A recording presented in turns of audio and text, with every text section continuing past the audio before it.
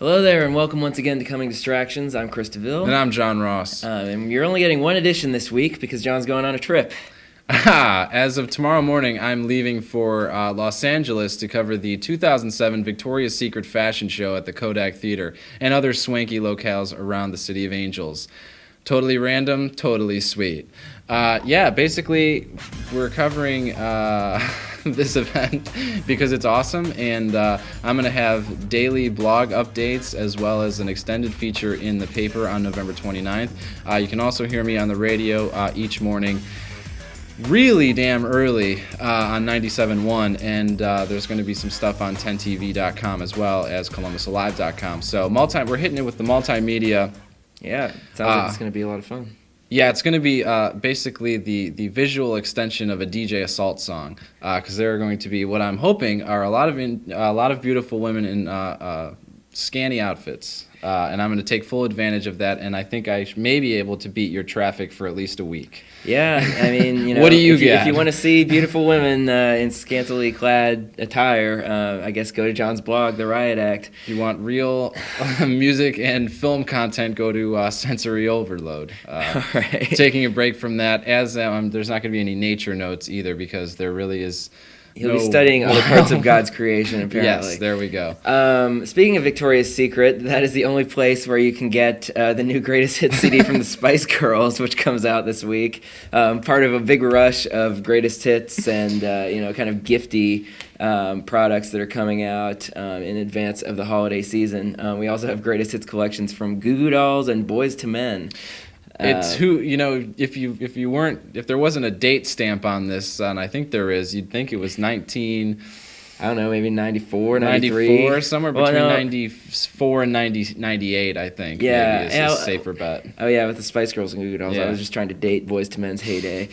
We also have a new release from Os Mutantes. They're putting out a live album. That's the Tropicalia band from Brazil, put out a lot of great stuff in the 60s. Absolutely. Got LCD Sound System. They're putting out James Murphy's mix that he did for Nike. It's called 4533.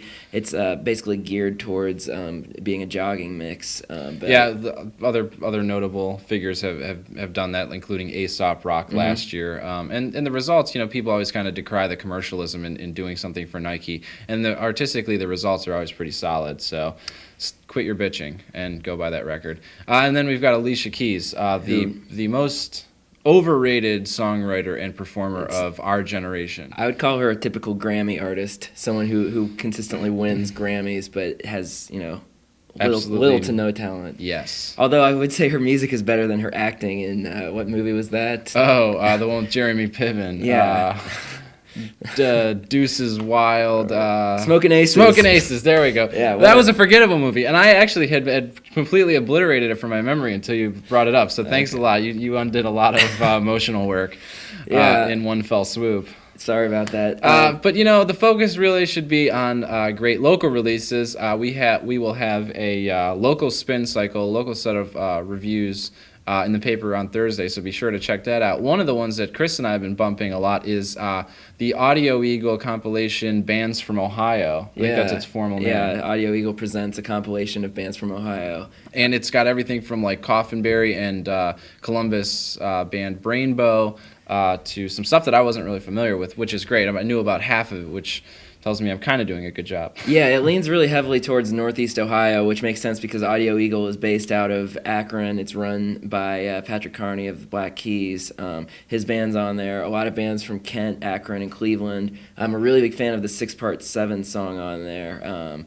It's basically a clinic in how you do post-rock right. But they also do have 2 Columbus bands on there, Brainbow and Deathly Fighter. They're in kind of like the instrumental midsection of the record. You got a lot of like various underground rock styles represented. It's kind of it's narrow in a grand scheme as far as what it covers, but within like the indie rock realm, it's actually pretty broad in what they do. So that's a great comp. I think it's in the local record stores right now. Used Kids, Magnolia Thunder Pussy. So check that out. Yeah, it's fantastic. Another one that I've been bumping a lot is the new record, actually the 4th release from Moors Ontologica. And basically, Moors is more or less a straightforward rock band, and their trick is just finding these really interesting ways to combine like these kind of eerie, keyboards to Drew Clawson's really righteous guitar, and the Tim O'Dell's always steady backbeat on drums. And this record was recorded live last November at Used Kids Records by local audio engineer Mike Repp. And so you're not getting the crystal clear sound quality that you might expect from a studio record. On the other hand, you're not getting the echo or the crowd noise from a live record. So it really falls in between there, and you get, what you get is one night with a really tight live band, and I think that's ultimately why it works. They also have stronger songwriting. Dead and or Famous, their last one that you might be familiar with, which had some great singles like 45 Revolutions. This one seems like a renewed vigor to their central mission, which is like tackling these really difficult metaphysical topics like life and death, in a rock format. And the songs are deeper and the lyrics are more intense, and overall it's a really great record. So be sure and check that out. You can download it for free at VSS Records, or pick up one of 500 vinyl copies that are going to be floating around Columbus in the next few weeks. Yeah, so we'll have, like we said, there's reviews of those, plus 2 more local releases, plus lots of other music coverage in the paper coming this week. We won't be doing a Friday Coming Distractions, so I guess with that said, we will see you next week when John returns from sunny California. Wish me luck.